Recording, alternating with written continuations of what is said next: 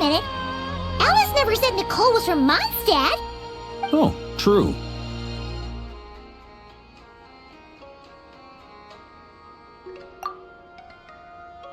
That would be...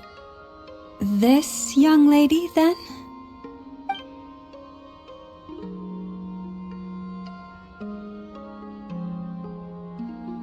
Hey there! Sorry to disturb you, but... are you Miss Nicole? Varka, Knight of Boreas of the Knights of Favonius. Alice might have mentioned me before. Mm-mm. Ah! Have we got the wrong person? Sorry. Well, this is awkward. When I shook my head, I meant, no, Alice hasn't mentioned you before. Huh? Where is this voice coming from? My apologies. For certain reasons, I am unable to speak. This is the only way I can communicate with you. It might take some getting used to, but I hope you can understand. Hey, it's fine. I'm more shocked by the fact that Alice never speaks about me. As for you two, we have crossed paths twice before, but it is nonetheless a pleasure to finally meet you. It's really you! Thanks for all your guidance in the past! You're quite welcome. This time, things are different. We have reached the unwritten pages of the story. You might say that we stand at the crossroads of fate.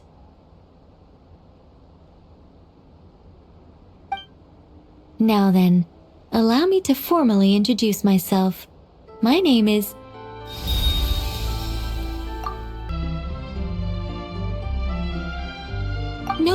No, stop! Alice! I can't believe it! I had a whole speech prepared. I'd agonized over every single word. She always picks the worst moments to ruin other people's plans. I'm so sorry about that. Alice took the liberty of devising some bespoke self-introduction magic for each member of the Hexen Circle. But I could have sworn I deleted all of the triggering conditions for it. How did it bypass everything? Oh gosh, this is so embarrassing. This is a very different side of Nicole than what we're used to. Is she not used to face-to-face interactions? Don't worry about it. We've seen that introduction magic once already, so it wasn't too much of a shock. Please go on, Miss Nicole.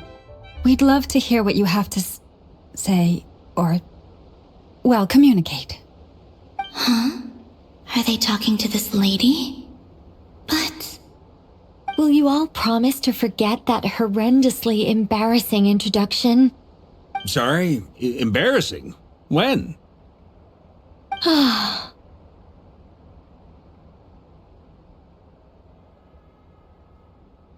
Yes, my name is Nicole, and I am one of a very few angels who have retained both their preferred form and their power.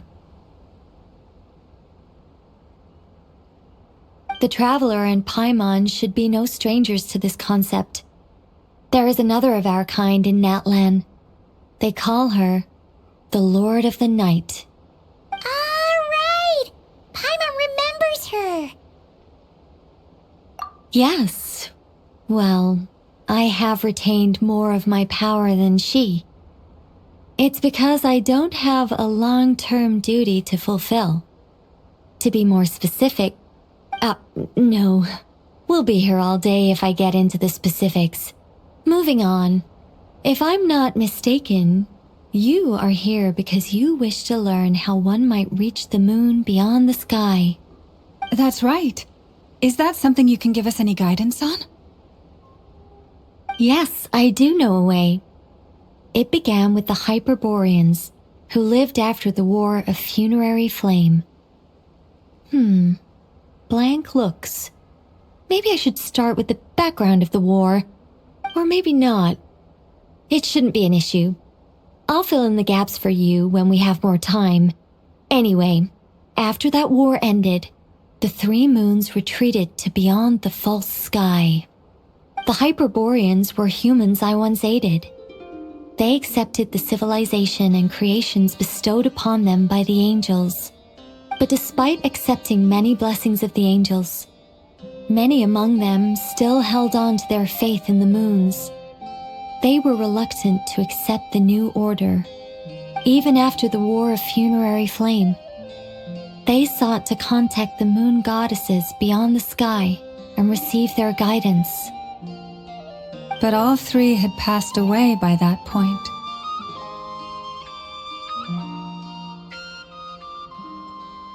This mage has a unique method of communicating. Is she talking about the moons?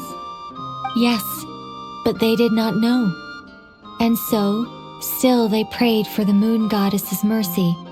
After building titanic structures that consumed vast amounts of Kuvaki, at last they glimpsed the moons and heard their voices. But of course, they were gravely disappointed, for it was then that they realized the three moon goddesses were dead. Oh, that's such a sad story.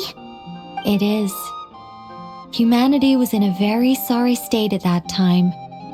The angels who had once aided them were gone, and the War of Funerary Flames had left them homeless and destitute. Just a second, I gotta ask. How relevant is all this history to the task at hand? Well, I mean, it's... Okay, it seems we've drifted into irrelevant narrative waters. It's been a while since I've had the chance to speak inside someone's head. As soon as I got started, I lost control and the words just flowed out like a waterfall. What I'm trying to say is... Right, yes, that's it. The relevant part is the ritual created by the Hyperboreans. The fact that they bypassed the false sky and saw the true moons implies that they successfully built a connection between Tevat and the outside world. Which means, with enough Kuvaki and a sufficiently stable connection, it should be feasible to send one person over the border. Okay, so they built some kind of portal? Oh, yes. A portal. Yes. Is something wrong? You sound disappointed. I just didn't expect you to summarize it so well. It turns out I could have said all that in one word, if only I'd managed to think of it. No, please, it's fine. This is invaluable knowledge. I'll be sure to record and preserve everything in writing. Oh, really? Well, in that case, I suppose I could backtrack and add some more detail. I did gloss over a few things so far. Whoa, time out. Let's summarize what we've got first. The Hyperboreans were the last ones to use this method, right? So we somehow need to find whatever structure they built and make sure there's enough Kuvaki to power it up. Luckily, we have the moon marrow of both the eternal and iridescent moons, so we're all good for Kuvaki. Which means the key issue we need to focus on is finding the place. Am I right so far? Yes. Although I expect the structure is long gone by now. That said, what if we could take advantage of the phantoms to travel back to a time when it still existed? Well, travel back isn't quite accurate. It's more like we'd be creating a handshake between 2 points in space-time. We wouldn't even have to pick a time when it still existed. It could just be a time when it still appeared in phantom form via projection, or we could project our own phantoms, fold them together, and... You look lost. Was that too hard to follow? Yeah, things got a little, technical there. Paimon's brain is reaching capacity. All right. Let me think about how to put this more simply. Okay, got it. Over the next few days, I'll search for phantoms that we can use. Once I find one that meets the criteria, I'll let you know and we'll regroup. By completing certain rituals, Specific individuals will be able to enter the Phantom and make it to the Hyperborean structure. If everything checks out and it looks feasible, we'll just need to wait for Moon Prayer Night, and we can send the Moon Goddess back home. I'm really skimping on the detail here. Is this making any sense at all? I think so. For now, we'll just wait to hear from you. Yes. Basically, yes. Great. Counting on you. In the meantime, we'll focus on finding the Moon Goddess's name. My name? Are they looking for a way to stop me from disappearing? Excuse me, Miss... Go on, Miss Nicole. This conversation was a little all over the place. I didn't catch your name. I am Lauma, of the Frost Moon Scions. Ah, I did wonder. I noticed that you listened very intently when I spoke about Hyperborea and the moon's history. If you'd be interested, I'd love to visit you this evening and go through it again in greater detail. Also, if you were serious about making a record, it would be too risky to simply write down the raw details as is. I would suggest some tweaks. Maybe rewrite the stories as fairy tales or fables, perhaps even prayers. Anyway, we can cross that bridge when we come to it. So, see you later then? Oh, and no need to prepare anything. Just a cup of tea will do. See ya! She seems friendly. It's just... It's so nice to find someone who's actually willing to listen. I've been dying for a chance to finally go through all this systematically from start to finish. Any longer and I'd probably start forgetting it. Now Paimon gets why Alice told us to mind our heads. Ha ha ha ha! What did I tell you? A lot of quirky people in Alice's orbit. Now then, the next order of business is... where do we start looking for the Moon Goddess's name?